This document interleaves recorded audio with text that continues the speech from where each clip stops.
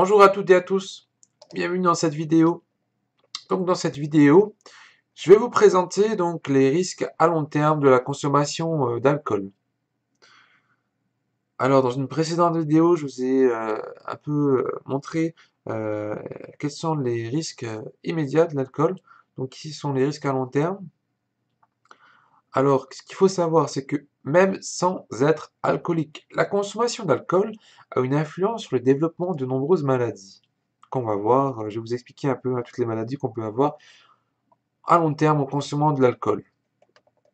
Euh, donc on va commencer par le premier risque à long terme qui est très connu, c'est celle de la cirrhose du foie. Alors je vais vous montrer une petite image, hop, ici, qui présente donc la cirrhose du foie. Donc l'alcool est la cause principale des cirrhoses du foie. Autant pour les personnes qui sont alcoolodépendantes que pour celles qui ont une consommation régulière et excessive. La cirrhose du foie donc est une maladie qui est chronique et qui est irréversible. On ne peut pas revenir en arrière. Une fois que votre foie est détruit, il est détruit pour de bon. Il s'agit donc d'une destruction progressive des cellules qui sont remplacées par un tissu fibreux. Le foie va devenir dur et bosselé, il va même changer de taille. Donc, vous le voyez sur cette image, donc un foie qui est normal ici et un foie malade. Donc, le foie qui est en bonne santé, il va être de couleur rose, il va être plus grand, et le foie qui est malade, donc va être va devenir bosselé, va être très dur et va diminuer de taille. Donc, ça va conduire à une insuffisance hépatique et l'insuffisance hépatique va conduire à de nombreuses complications qui peuvent être mortelles. Donc, et à plus ou moins long terme, la cirrhose du foie peut se transformer en cancer du foie. Pour les cirrhoses avancées, donc le seul traitement qui peut être envisageable, c'est la transplantation d'un nouveau foie. Dans les cas les moins graves, donc dans une cirrhose qui est peu évoluée, donc l'arrêt complet d'alcool peut, peut améliorer donc les chances de survie. Donc voilà, donc le premier risque à long terme, c'est la cirrhose du foie. Le deuxième risque à long terme, donc qui est très connu aussi, de la consommation d'alcool, c'est le cancer. Donc c'est un facteur favorisant de plusieurs cancers. Donc, euh, et ce à partir de seulement un seul verre d'alcool consommé par jour. Donc, ce risque, donc, bien sûr, dépend de la dose consommée par jour et non du type d'alcool, puisque peu importe que ce soit de la bière, de l'alcool fort, du vin, c'est l'alcool en lui-même qui est cancérigène, donc ça n'est pas la boisson.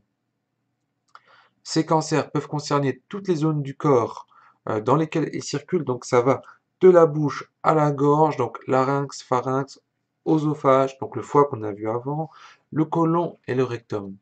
Et de plus, les femmes qui boivent sont aussi concernées sont aussi exposées à un cancer du sein. Pour les cancers de la bouche et de la gorge, fumer est aussi un facteur aggravant et puis inversement. Donc voilà. Et ce qu'il faut savoir, c'est qu'après le tabac, la consommation de boissons alcooliques est la deuxième cause de mortalité prématurée et évitable par cancer en France. Donc voilà. Donc cirrhose, cancer. Donc ça, c'est les deux premiers risques à long terme que je vous ai présentés. Donc, le troisième risque, ce sont les risques de maladies cardiovasculaires qui sont liés à l'alcool. Donc, les scientifiques ont démontré que l'alcool est source de problèmes cardiovasculaires. La consommation régulière d'alcool va élever la pression artérielle et augmente donc le risque d'hypertension. Donc, ce qui favorise bien évidemment les accidents vasculaires cérébraux et les infarctus du myocarde. De plus, une consommation aiguë d'alcool, c'est-à-dire de fait de boire une grande quantité d'un coup, euh, en une même occasion, ça va entraîner des troubles du rythme cardiaque qui peuvent provoquer une mort subite. Donc d'ailleurs, il y a une idée reçue en France, c'est l'idée que boire un verre de vin par jour serait bon pour la santé. Donc c'est une idée reçue, c'est pas forcément la réalité, il n'y a pas de preuves scientifiques par rapport à ça. Alors, d'où cette idée est venue, c'est que dans les années 80, il y a eu des études qui ont été faites, c'est-à-dire qu'en France, il y avait moins d'infarctus du myocarde qu'aux États-Unis dans les années 80, alors que les Français consommaient plus de gras insaturés. Donc c'était un paradoxe et cette étude avait dit que bah, c'est parce que les Français consomment un verre de vin par jour et que le verre de vin bah, serait protecteur parce euh, il contiendrait, comment ça s'appelle? Je retrouve le mot. Du polyphénol donc dans le vin, et c'est le polyphénol en fait c'est vasodilatateur.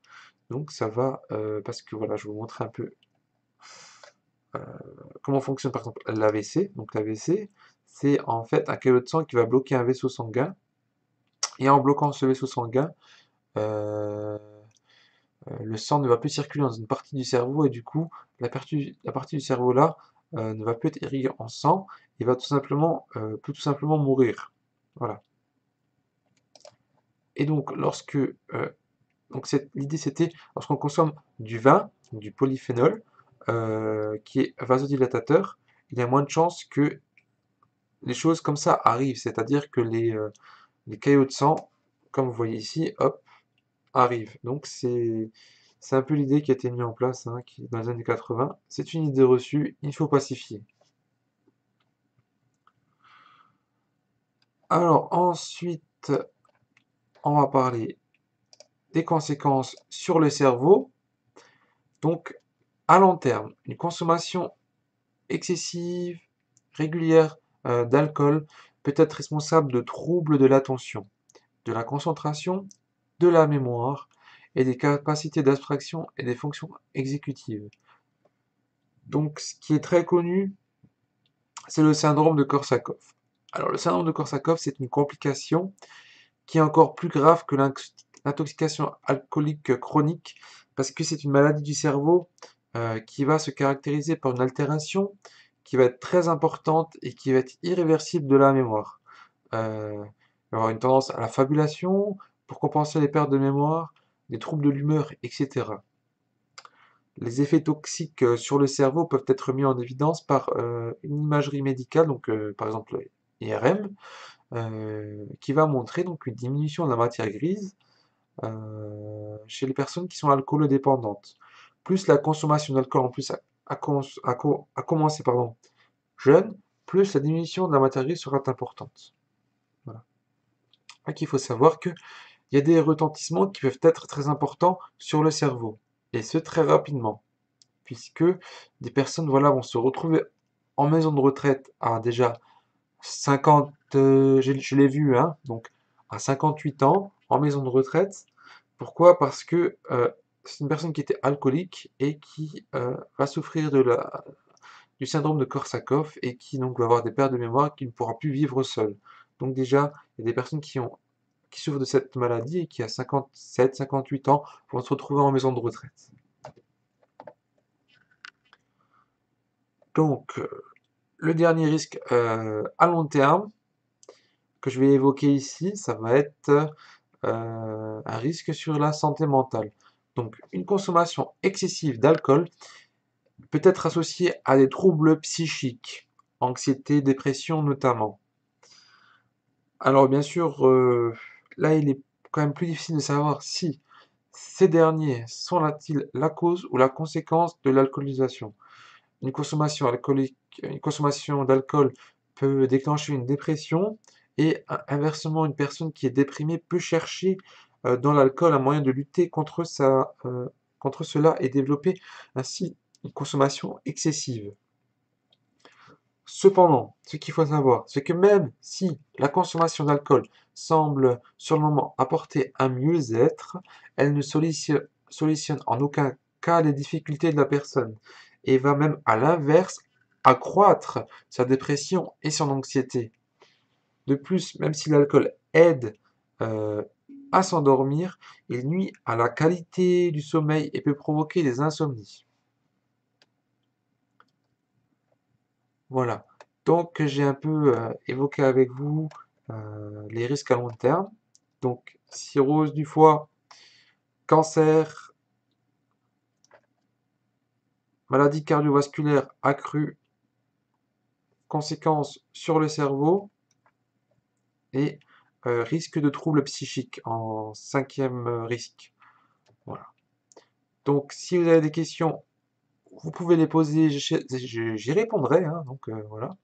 Et voilà, moi je vous conseille un site, hop, que je vais ici sur votre droite. Donc ça s'appelle alcoolinfoservice.fr. Donc c'est un site qui est très bien fait. Il y a un chat, il y a un forum et il y a un numéro de téléphone. Voilà.